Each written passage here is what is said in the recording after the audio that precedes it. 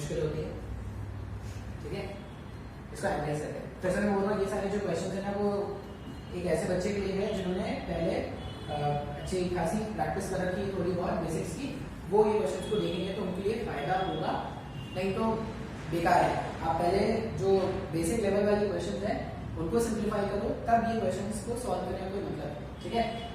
अभी देखो क्वेश्चन क्या है, कैसे सॉल्व करना है, क्या फाइंड करना है, वो देखते हैं। ऐसे दो रोलर है, ठीक है, आइडेंटिकल रोलर्स हैं दो, और ये दोनों ना ऑपोजिट डायरेक्शंस में घूम रहे हैं, मतलब ये ऐसे घूम रहा है, ये ऐसे घूम रहा है। अच्छा, कुछ कुछ बुक्स में अगर आप देखोगे ना, जो नए एडिशन के बुक्स हैं उनमें ये एरो शायद गलत हो गया है, ठीक है, एरो ऐसा है, एरो ऐसा है, वो अगर एरो इस तरफ है, एरो इस तरफ है, तो वो क्वेश्चन ऐसे हो ही नहीं पाएगा, वो गलत हो जाएगा, ठीक है। तो ध्यान रखना, बुक में अगर आपने ये देखोगे और एरोस का साइन अगर तुमको इस डायरेक्शन दिख जाए, ऐसा ऐसा दिख जाए, तो समझ जाना कि वो गलत है, एरो क्या होना चाहिए, ऐसे और ऐसे होने चाहिए, ठीक है। अभी देखते हैं स्टार्टिंग में ये इक्विलिब्रियम में रखा हुआ है। इक्विलिब्रियम में कैसे रखा हुआ है, इसका जो वेट है mg वो n1 और n2 दोनों से बैलेंस हो रहा होगा, मतलब y डायरेक्शन में ये फोर्स हो गया, और x डायरेक्शन में अगर आप सोचोगे तो ये फ्रिक्शन और F1 और F2 के वैल्यू ने एक दूसरे को बैलेंस करके रखा होगा, तभी क्या है। अच्छा, F1 और F2 का डायरेक्शन मैंने कैसे मेंशन किया, ये अगर रोलर ऐसा घूम रहा है, अगर ये रोलर ऐसा घूम रहा है, इन दोनों के बीच में ना फ्रिक्शन कोएफिशिएंट कितना बताया गया है, म्यू, इन दोनों के बीच में फ्रिक्शन कोएफिशिएंट कितना है, म्यू। ये रोलर अगर ऐसा घूम रहा है, इस वाले पॉइंट की टेंडेंसी आगे जाने की है, ये वाले पॉइंट डिस्क, ये जो रोलर वाला पॉइंट है, रोलर वाले पॉइंट की टेंडेंसी आगे जाने की है, मतलब रोलर पे फ्रिक्शन पीछे लगता, अगर रोलर पे फ्रिक्शन पीछे लगता तो प्लैंक पे फ्रिक्शन आगे लगता है। उसी तरह F2 का डायरेक्शन और F1 का डायरेक्शन मैंने क्या कर दिया है, फाइंड कर दिया है।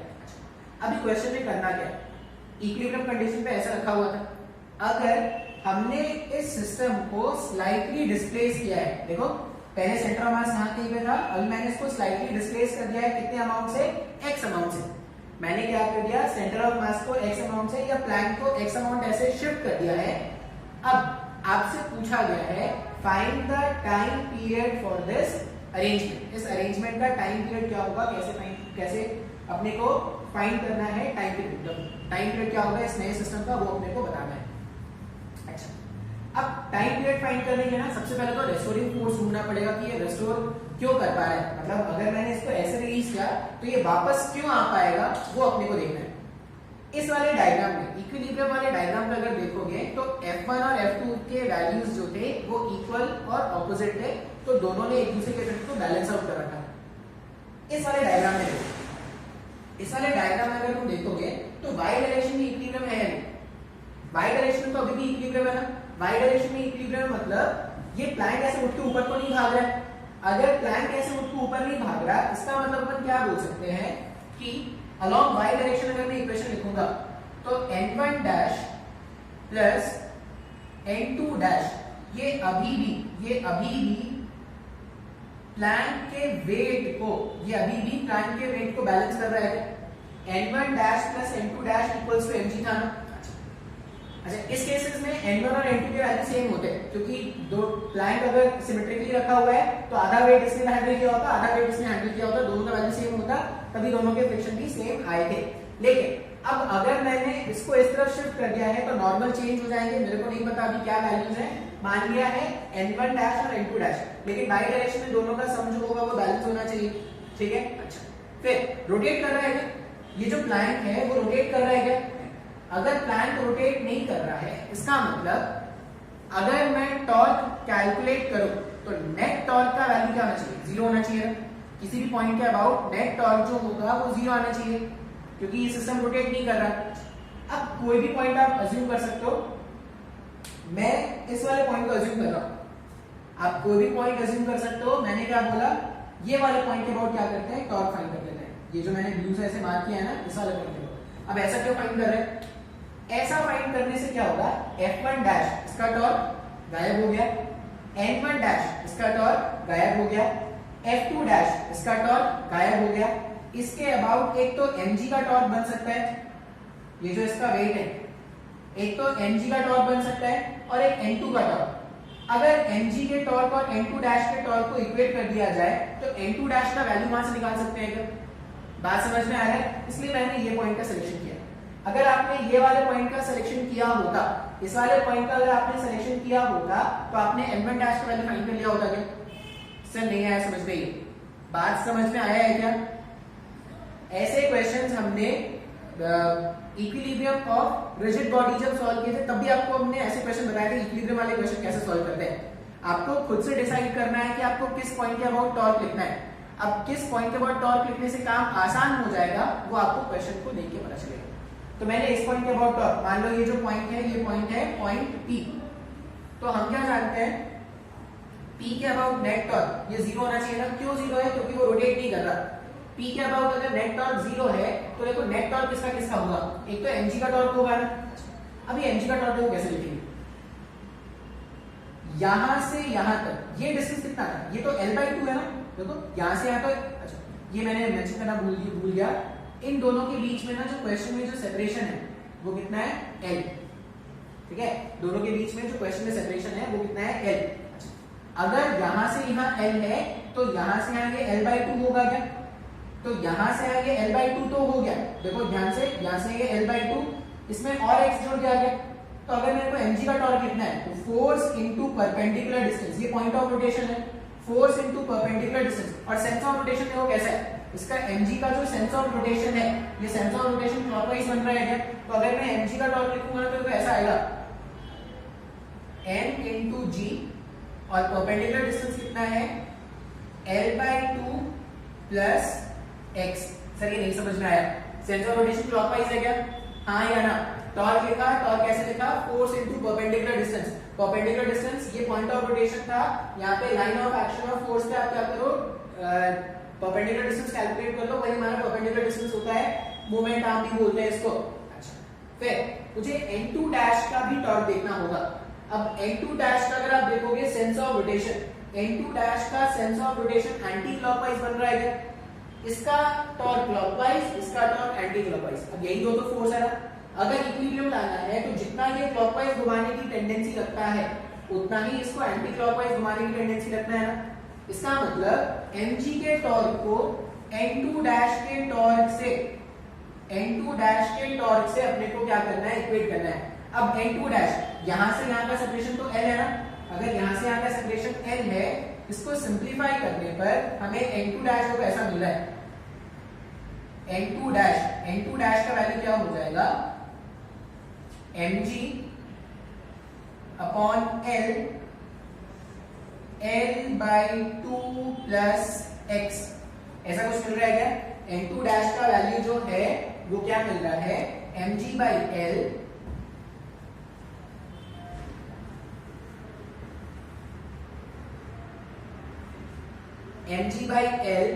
L/2 plus x। इसको जब आप सिंप्लीफाई कर दोगे ना, मान लो ये L अगर मैंने अंदर मल्टीप्लाई कर दिया तो देखो n2 डैश ऐसा आ गया, n2 dash equals to m into G, m into G L से कैंसिल कर दो, 1/2 प्लस x अपॉन L। अब ध्यान से देखो n2 डैश का वैल्यू ना पहले कितना था? पहले n2 डैश का वैल्यू mg/2 था। क्यों? पहले जो n2 है और n1 थे दोनों ने लेके mg को बैलेंस कर रखा था ना। और अगर सिमेट्रिक पोजीशन पे रखे हैं तो आधा वेट इसने हैंडल किया था, आधा वेट इसने हैंडल किया था। पहले इस वाले डायग्राम में n2 का वैल्यू था mg/2, अब mg/2 से कुछ वैल्यू बढ़ गया है क्या? साफ साफ दिख रहा है ना। n1 डैश का वैल्यू ढूंढ लेते हैं। हम क्या जानते हैं? n1 dash plus n2 dash, वो तो अभी भी mg के बराबर है ना। बाई डायरेक्शन के फोर्सेस अगर मैं इक्वेट करता तो अभी भी यही इक्वेशन बनता। अगर ये इक्वेशन बनता है तो यहां से देखो n1 डैश हो जाएगा mg माइनस mg, ये n2 डैश का वैल्यू इधर रख दो, half plus x upon l। दोनों से अपन mg अगर कांस्टेंट बाहर निकाले, कॉमन बाहर निकाले, तो mg कॉमन बाहर निकालने के बाद, mg कॉमन बाहर निकालने के बाद 1 minus half minus x upon l, ऐसा कुछ आ गया क्या? 1 माइनस हाफ जब आप सॉल्व करोगे ना तो n1 डैश का वैल्यू हो जाएगा mg/2, या mg अलग रहने देते हैं, mg 1 माइनस हाफ, ये 1/2 माइनस एक्स अपॉन एल। ध्यान से देखना है N1 और N2 को। N1 डैश का वैल्यू कम हो गया, N1 डैश, N1 पहले mg/2 था, अभी N1 डैश कितना हो गया, mg 1/2 minus x upon L.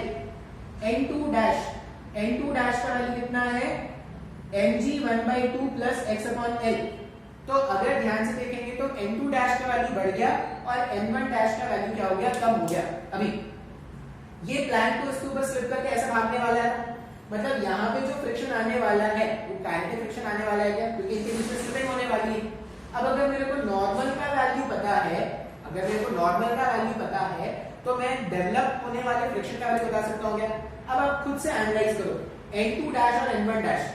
अगर आप ध्यान से देखोगे तो N2 डैश का वैल्यू ज्यादा है क्या, सेम फ्रिक्शन कोएफिशिएंट के लिए F2 डैश का वैल्यू F1 डैश से ज्यादा हो जाएगा। इसका मतलब ये जो F2 डैश फ्रिक्शन है, इसके कारण जो एक्स्ट्रा फोर्स यहाँ पे डेवलप होगा वो उसको वापस से कहां स्लाइड करेगा। तो अगर ये इसको वापस से यहाँ पे स्लाइड करेगा, मान लो यहाँ कहीं पे आ जाएगा ऐसा, अब ये जैसे ही यहाँ पे आ जाएगा तो N1 डैश वैल्यू बढ़ जाएगा, वैसे ही कैलकुलेशन करना, N1 डैश वैल्यू बढ़ जाएगा, N1 डैश वैल्यू बढ़ जाएगा तो F1 डैश का वैल्यू बढ़ जाएगा। इसका मतलब जब ये सिस्टम यहाँ गया तो F2 डैश इसको उधर लेके चला जाएगा, जब ये सिस्टम मूव करके यहाँ पे आ गया तो F1 डैश इसको यहाँ पे स्लाइड करेगा। तो जैसे आप इसको डिस्प्लेस करके रिलीज करोगे ये इस तरह से ऑसिलेट करना स्टार्ट कर देगा क्या। तो इसी ऑसिलेशन का अपने को क्या करना है, टाइम पीरियड कैलकुलेट करना है। आई होप ये जो कंसेप्ट था, कंसेप्ट आपको समझ में आ गया है, क्यों ऑसिलेशन हो रहा है, क्यों इस क्वेश्चन में ऑसिलेशन हो रहा है, ये क्लियर है क्या। अच्छा, एक बार अगर मेरे को ये पता चल गया कि ऑसिलेशन क्यों हो रहा है तो टाइम पीरियड कैलकुलेट करना तो बहुत ही आसान है। टाइम पीरियड कैलकुलेट करने के हम क्या करेंगे, नेट फोर्स कैलकुलेट करेंगे। नेट फोर्स को मास इनटू एक्सेलरेशन से इक्वेट करके ओमेगा स्क्वायर का वैल्यू निकाल लेंगे। एक बार ओमेगा स्क्वायर का वैल्यू मिल गया तो अपन क्या करेंगे, सिंपलीफाई कर देंगे, आंसर आ जाएगा। अच्छा, अब मैं इसको हटा सकता हूँ, ये डायग्राम का काम हो गया है, डायग्राम आप ड्रॉ कर लेना।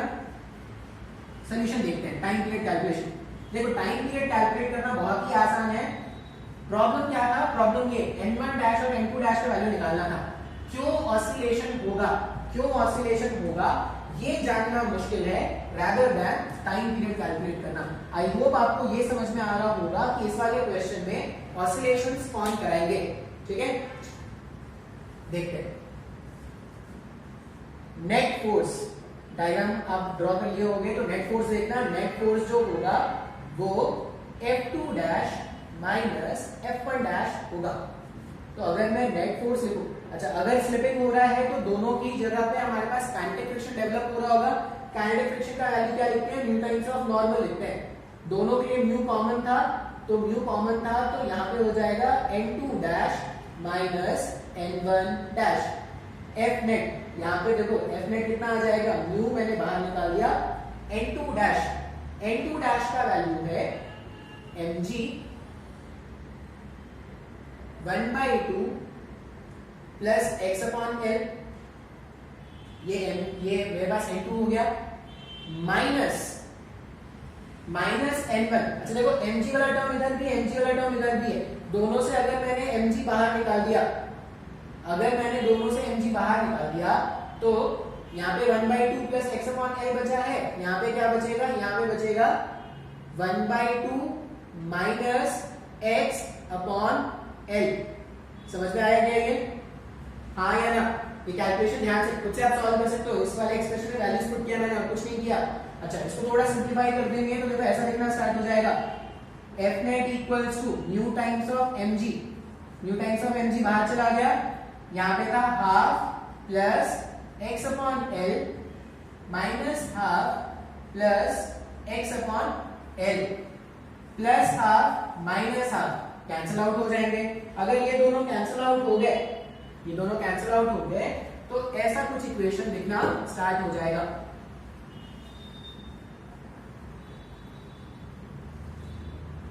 देखो इक्वेशन कैसा दिख रहा है, F net equals to mu mg x by l plus x by l, ये क्या हो जाएगा 2 times of x divided by l हो जाएगा क्या। एक और चीज ध्यान से देखना, मैंने सिस्टम को x उधर डिस्प्लेस किया था और F2 का डायरेक्शन इस तरफ था क्या, और F2 F1 से ज्यादा है, मतलब नेट फोर्स इस तरफ है, डिस्प्लेसमेंट उस तरफ है। तो साइन कन्वेंशन के हिसाब से ये जो एफ नेट है इसको मैं ऐसे माइनस में भी लिख सकता हूं क्या? इसका मतलब माइनस ऑफ, ऐसा लिखा जा सकता है ना, m इंटू ए, प्लांट का मास का capital M into A equals to minus of 2 mu M G upon L into X. ये m और ये m अगर आप कैंसिल आउट कर दोगे, ये m और ये m अगर आप कैंसिल आउट कर दोगे तो देखो एक्सेलरेशन क्या बन गया हमारे पास? एक्सेलरेशन आ रहा है, acceleration equals to minus of 2 mu G upon L into X. यही पूरा टर्म ओमेगा स्क्वायर है क्या? अगर ये पूरा टर्म ओमेगा स्क्वायर है तो टाइम पीरियड जो बनेगा वो बनेगा 2 pi root over of L divided by 2 mu G. ये आंसर है। शानदार क्वेश्चन, टॉर्क एनएलएम एसएचएम का शानदार मिक्सचर। अच्छे लोगों की हवा हो जाती है, चेहरे की रंगत खराब हो जाती है उनकी इस क्वेश्चन को सॉल्व करने में। आई होप कि आपको समझ में आया हो। ठीक है, स्टार्टिंग में जब आप पहली बार इस तरह के क्वेश्चन को सॉल्व करते हो तो थोड़ा मुश्किल होता है, इतने सारे कंसेप्ट एक साथ एनालाइज करना एक एवरेज बच्चे के लिए प्रॉब्लम होगा। अब क्या करना, स्टेप बाय स्टेप देखना कैसे सॉल्व कर रहे हैं। देखो जो भी मैं क्वेश्चंस आपको सॉल्व करके बता रहा हूं ना, वो सिर्फ इसी क्वेश्चन के नहीं होगा, वो आगे बहुत सारे क्वेश्चंस के लिए होता है। इन सारे क्वेश्चंस को रेफरेंस मान के आपको क्या करना है, आगे के क्वेश्चंस सॉल्व करने हैं। अगर ये समझ में आया है तो इतना नोट कर लेंगे।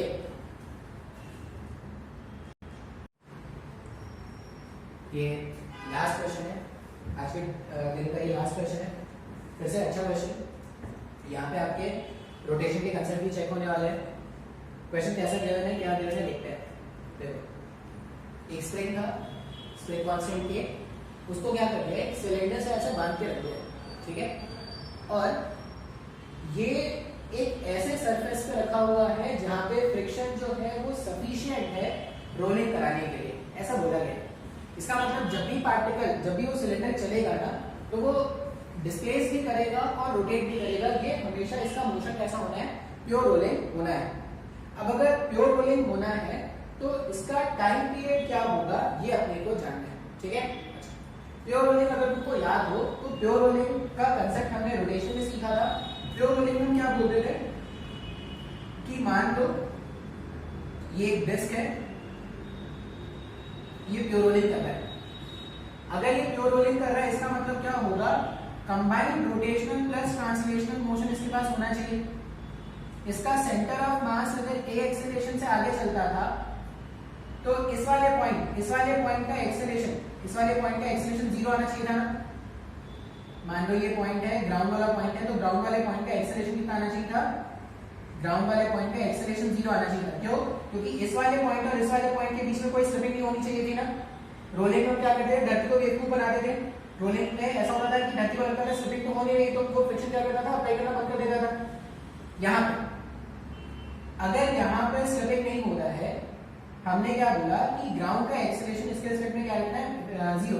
अच्छा, मतलब यहाँ पे जो फ्रिक्शन लगता था, फ्रिक्शन क्या करेगा, देखो ये एक्सेलरेट कर रहा है तो ट्रांसलेशन के कारण इसको एक एक्सेलरेशन मिलता है आगे a। अब अगर इसका नेट एक्सेलरेशन 0 चाहिए इस हॉरिजॉन्टल डायरेक्शन में, तो इस डायरेक्शन में एक एक्सेलरेशन होना चाहिए ना। वो कहां से आएगा, वो उसके घूमने के इफेक्ट से आएगा।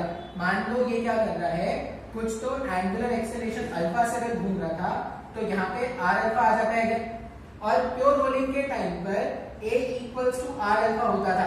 अब ये जो टॉर्क आ रहा है, ये अल्फा है, अगर मतलब टॉर्क चाहिए ना, तो ये टॉर्क कौन क्रिएट करेगा, ये टॉर्क क्रिएट करता था F स्टैटिक। जो स्टैटिक फ्रिक्शन यहाँ पे डेवलप होता था वही तो ये टॉर्क क्रिएट करता था ना।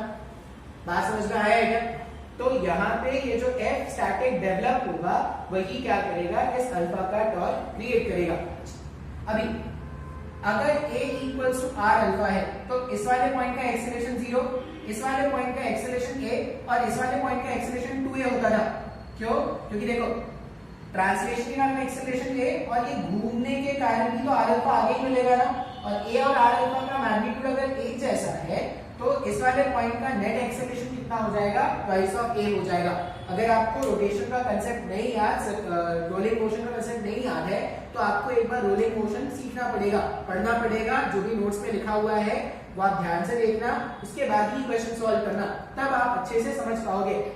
सिंपल लैंग्वेज में आप ये याद रखो, जब भी ऑब्जेक्ट प्योर रोलिंग कर रहा है तो इस वाले पॉइंट जो ग्राउंड के कांटेक्ट वाला पॉइंट है उसका एक्सेलरेशन 0, सेंटर ऑफ मास का एक्सेलरेशन अगर a है तो टॉप मोस्ट पॉइंट का एक्सेलरेशन ट्वाइस ऑफ a होता है। ये अपने को याद रखना है। और यहाँ पर जो फ्रिक्शन डेवलप होता है वो कौन सा फ्रिक्शन है, स्टैटिक फ्रिक्शन। क्यों? क्योंकि यहाँ पे स्लिपिंग नहीं हो रहा है। इतनी बातें आपको क्वेश्चन सॉल्व करने से पहले याद रखनी है। अगर आपको नहीं आता है तो आप ये यहीं पे नोट डाउन कर लेना। उसके बाद हम क्या करेंगे, पहले तो क्वेश्चन को एनालाइज करते हैं, फिर टाइम पीरियड कैलकुलेट करेंगे। फिर से अगर आप एक बार एनालाइज करना सीख गए ना तो टाइम पीरियड का कैलकुलेशन इतना कोई मुश्किल नहीं है। टाइम पीरियड का कैलकुलेशन बहुत ही आसानी से मैं सॉल्व कर दूंगा।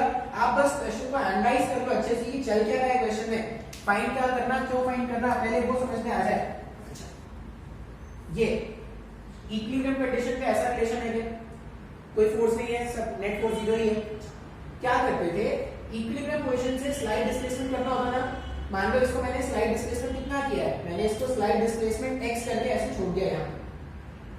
अब जैसे ही मैं इसको x यहाँ से डिस्प्लेस करके रिलीज करूंगा, स्प्रिंग फोर्स kx का इधर लगना स्टार्ट हो जाएगा। अब अगर स्प्रिंग फोर्स kx का इधर लगेगा तो इस kx वाले फोर्स के कारण ये पूरा का पूरा ऑब्जेक्ट आगे की तरफ भागना स्टार्ट करेगा। मतलब ये kx वाला जो फोर्स है वो इसमें ट्रांसलेशनल मोशन ला देगा। बात समझ में आ रहा है? ये जो kx का फोर्स है वो क्या करेगा, इस सिलेंडर को आगे की तरफ ट्रांसलेट करना स्टार्ट कर देगा। अब इसका मोशन कैसा होना है, इसका मोशन तो प्योर रोलिंग होना है। प्योर रोलिंग होना है इसका मतलब एक ऐसा फोर्स होना चाहिए जिसका टॉर्क इसको घुमा सके। kx का टॉर्क नहीं जनरेट होगा, क्यों? क्योंकि kx तो सेंटर ऑफ मास से ही पास हो रहा है। तो टॉर्क कौन जनरेट करेगा, टॉर्क जनरेट करेगा यहाँ पर फ्रिक्शन। अब ध्यान से देखो, जैसे आप इसको रिलीज करोगे, अगर एक्सेलरेशन इस तरफ है तो घूमने का इफेक्ट ऐसा होना चाहिए ना, तभी तो इस वाले पॉइंट का नेट एक्सेलरेशन 0 मिल पाएगा। a आगे r अल्फा इस तरफ होगा तभी तो नेट एक्सेलरेशन 0 पाएगा। इसका मतलब फ्रिक्शन का डायरेक्शन पीछे होना चाहिए क्या? अगर फ्रिक्शन पीछे होता तभी तो जो टॉर्क क्रिएट होता उसके कारण जो अल्फा जनरेट होता वो इस डायरेक्शन में होता। सर नहीं आ रहा है समझ में ये?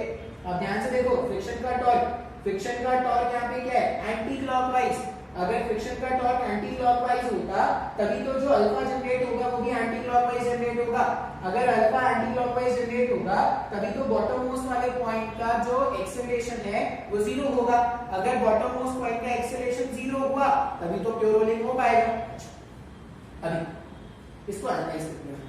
अब जैसे आप प्लीज करो, देखो क्या क्या है। एक तो ये आगे बढ़ेगा, ये ऐसे घूमने वाली है क्या, मतलब ये जो सिलेंडर है वो ऐसा रोल करता हुआ आगे बढ़ने वाला है। सर मेरे को नहीं समझ आया, अभी भी एनालाइज करो। जब तक आप देखो, मैं फिर से बोल रहा हूँ, टाइम पीरियड का कैलकुलेशन करना मुश्किल नहीं है, क्वेश्चन एनालाइज करना मुश्किल है। समझ में तो आए भाई कि चल क्या रहा है। अभी ये पूरा ध्यान से देखना, ये पूरा यहाँ से ऐसे जब घूम के जा रहा है, जब मैं यहाँ से यहाँ मूव कर रहा हूँ इस वाले पॉइंट से मीन पोजीशन तक, मीन पोजीशन पर आने पर x जो है नेचुरल लेंथ से जो इलोंगेशन है, या मीन इस वाले केस में नेचुरल का मीन पोजीशन एक ही है। तो अगर नेचुरल लेंथ से इलोंगेशन कम हो रहा है मतलब स्प्रिंग फोर्स कम हो रहा है। अगर स्प्रिंग फोर्स कम हो रहा है इसका मतलब इसमें जो एक्सेलरेशन जनरेट हो रहा था इसका वैल्यू यहाँ से यहाँ पे आने में कम हो रहा था। अगर एक्सेलरेशन कम हो रहा है तो प्योर रोलिंग कराने के लिए अल्फा का वैल्यू क्या होना चाहिए, ये भी तो कम होते जाना चाहिए ना। ए का वैल्यू कम हो रहा था क्योंकि स्प्रिंग फोर्स कम हो रहा था, स्प्रिंग फोर्स कम हुआ, ए कम हुआ, प्योर रोलिंग कराने तो अल्फा भी कम हो रहा है। अल्फा कम होने के लिए टॉर्क कम होना पड़ेगा क्या, टॉर्क कम होने के लिए फ्रिक्शन का वैल्यू कम होना चाहिए क्या। इसका मतलब जब ये रोल करता हुआ यहाँ से यहाँ वापस से मीन पोजीशन पे आ गया, यहाँ से जब ये मीन पोजीशन पे आ गया तो इलोंगेशन तो चला गया, इलोंगेशन चला गया, स्प्रिंग फोर्स खत्म, स्प्रिंग फोर्स खत्म मतलब ये जो एक्सेलरेशन था वो 0, एक्सेलरेशन 0 मतलब अल्फा 0, अल्फा 0 मतलब फ्रिक्शन 0। इसका मतलब जब मैं एक्सट्रीम पॉइंट से मीन पॉइंट तक आया ना, एक्सट्रीम पॉइंट से मीन पॉइंट तक आया तो फ्रिक्शन का जो वैल्यू था वो कम होता गया और फाइनली मीन पोजीशन पर वो 0 हो गया। क्या सर मेरे को नहीं समझ में आया, सर ये नहीं समझ में आया। फिर से बोल रहा हूं, जब तक ये एनालाइज नहीं कर पाओगे क्वेश्चन का आंसर फाइंड करने का कोई मतलब नहीं है। ये एनालाइज करना समझ में आना चाहिए कि चल क्या रहा है क्वेश्चन में, कैसे पता चलेगा क्या हो रहा है क्वेश्चन में, एसएचएम करेगा नहीं करेगा, क्यों कर रहा है, क्या कैसे कर रहा है। जब तक ये अंडरस्टैंडिंग नहीं होगी तब तक प्रॉब्लम सॉल्व करने का कोई मतलब नहीं है। बात समझ में आया क्या? मैंने इसको यहाँ पे रिलीज किया, यहाँ पे रिलीज किया तो KX इसको एक्सेलरेट करा था, KX एक्सेलरेट कराना स्टार्ट करेगा तो एक अल्फा जनरेट होगा, जो कौन जनरेट करेगा, फ्रिक्शन जनरेट करेगा, तभी प्योर रोलिंग हो पाएगा। अब यहां से यहां आने पे मैंने क्या देखा, जैसे मैं मेन पोजीशन पे आ गया वहां पे इलॉन्गेशन खत्म, तो सेंटर ऑफ मास का एक्सेलरेशन 0, सेंटर ऑफ मास का एक्सेलरेशन 0 मतलब अल्फा भी 0, अल्फा 0 मतलब फ्रिक्शन भी क्या होना चाहिए, 0 होना चाहिए। यहां तक समझ में आया क्या? अच्छा, अभी यहां से यहां तक, यहां से यहां आने तक एक्सेलरेशन था है, यहां से यहां तक तो एक्सेलरेशन था ना, इसका मतलब यहां से यहां आते वक्त सेंटर ऑफ मास का स्पीड तो डेफिनेटली बढ़ा है। मतलब ये जो पॉइंट है ना, यहां पर एक्सेलरेशन 0 है, सेंटर ऑफ मास का जो स्पीड होगा वो तो मैक्सिमम है ना, सेंटर ऑफ मास का स्पीड मैक्सिमम मतलब ओमेगा, ओमेगा जो होना चाहिए वो भी मैक्सिमम होना चाहिए ना। अब खुद से देखो, ये जो अल्फा है, अल्फा क्या कर रहा होगा, ये घूम रहा है घूम रहा है घूम रहा है, जब अल्फा है तो ओमेगा भी तो डेवलप होना स्टार्ट हो जाएगा। तो इस वाले पॉइंट पर नेट फोर्स 0 हो गया, नेट टॉर्क 0 हो गया, सेंटर ऑफ मास का वेलोसिटी 0 हो गया क्या, या ओमेगा का वैल्यू 0 हुआ क्या? नहीं। इसका मतलब ये यहां पे रुकेगा नहीं, ये और अंदर जाना स्टार्ट करेगा क्या? क्यों अंदर कौन ले जाएगा, VCM और ओमेगा इसको अंदर ले जाएगा क्या? तो अभी भी ये प्योर रोलिंग करता हुआ ऐसे अंदर जा रहा है। अगर अभी भी ये प्योर रोलिंग करता हुआ अंदर जा रहा है तो अब क्या हो रहा है, अब ये स्प्रिंग ऐसे कंप्रेस हो रहा है क्या? यहां से देखो, अगर स्प्रिंग ऐसे कंप्रेस हो रहा है, स्प्रिंग कंप्रेस, इसका मतलब KX का फोर्स इधर आना स्टार्ट हो जाएगा। अगर स्प्रिंग कंप्रेस हो रहा है तो KX इधर आ जाएगा। अच्छा, KX इधर आने का मतलब एक्सेलरेशन इधर हो गया, सेंटर ऑफ मास का वेलोसिटी इस डायरेक्शन में, इसका एक्सेलरेशन इस डायरेक्शन में, रिटार्डेशन होगा क्या? रिटार्डेशन होगा मतलब अब VCM का वैल्यू कम होना स्टार्ट होगा। ये अभी भी ऐसे ही घूम रहा था, अभी भी ऐसे ही घूम रहा था, लेकिन एक्सेलरेशन इस डायरेक्शन में आ गया। एक्सेलरेशन इस डायरेक्शन में क्यों आया? क्यों? क्योंकि रिटार्डेशन होना स्टार्ट हो गया है, डिस्प्लेसमेंट इस तरफ है, रिटार्डेशन होना चाहिए था।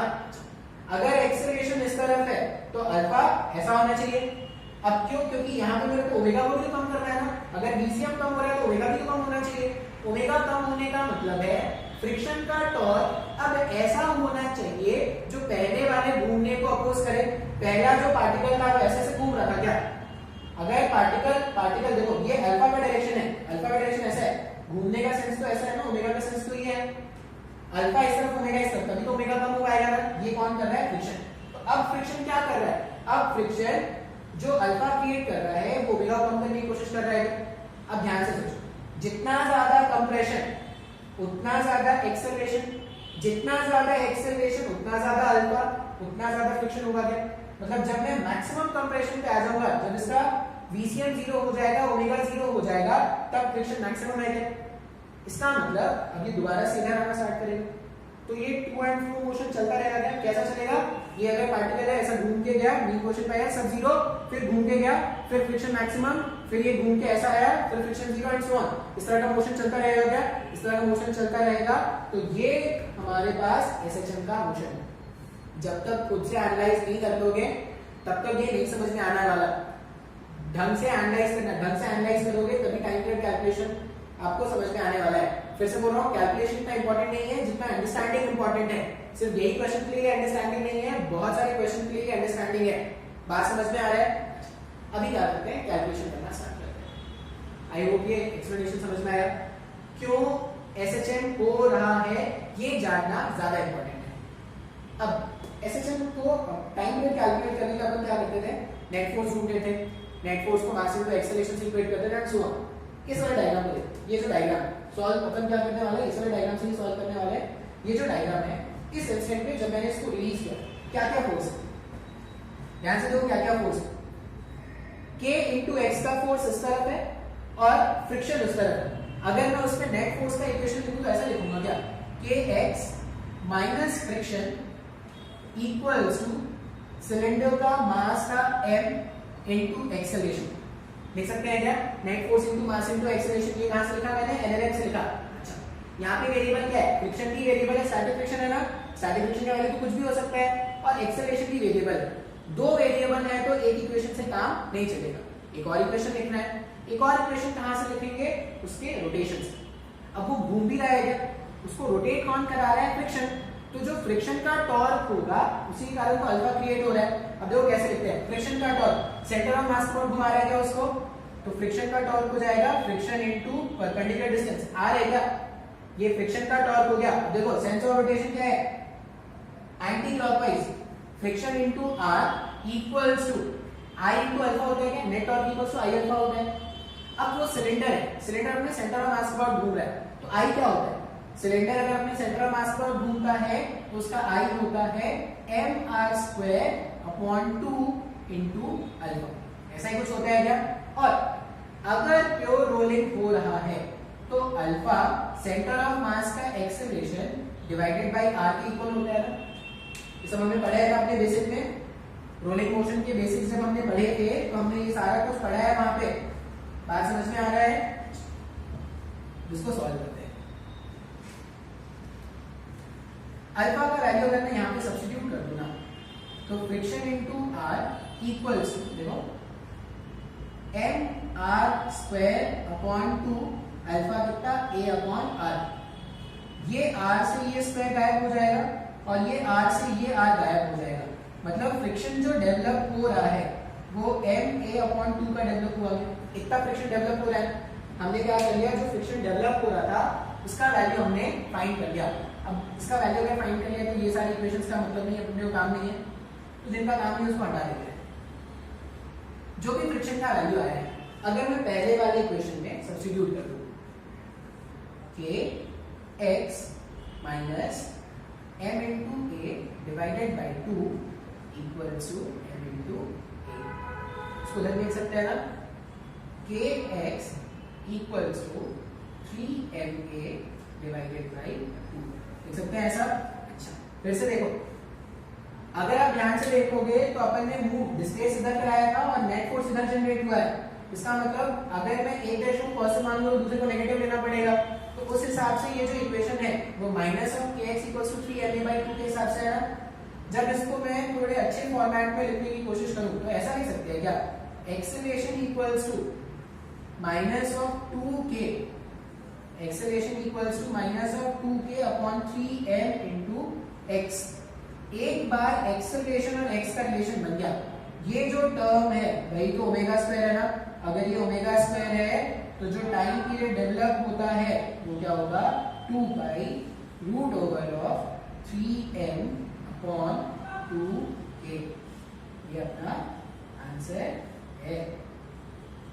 अच्छा क्वेश्चन है, रोलिंग प्लस एसएचएम। देखो आज के दिन में, आज के लेक्चर में हमने बहुत सारे अच्छे अच्छे क्वेश्चन सॉल्व किए हैं, ऐसा कोई जरूरी नहीं है कि एक बार में समझ में आ जाए। अगर नहीं समझ में आ जाए, अगर तुमको ऐसा लग रहा है कि सर ये नहीं समझ में आया, वो नहीं समझ में आया, तो तुम स्क्रीनशॉट लेकर मेरे को भेज सकते हो, बोलो कि सर ये स्टेप नहीं समझ में आया, मेरे को ये बता दो, जितना हो सकेगा मैं हेल्प करूंगा। अगर आप सीखना चाहते हो इस तरह के क्वेश्चंस, तब नहीं चाहते हो तो कोई प्रॉब्लम नहीं है, जैसा चल रहा है वैसा चलने देते हैं। बात समझ में आया है क्या, पक्का, ठीक है, इतना ही देते हैं आज के, ठीक है, बहुत ज्यादा हो गया, अच्छे अच्छे क्वेश्चन हमने सॉल्व किए आज।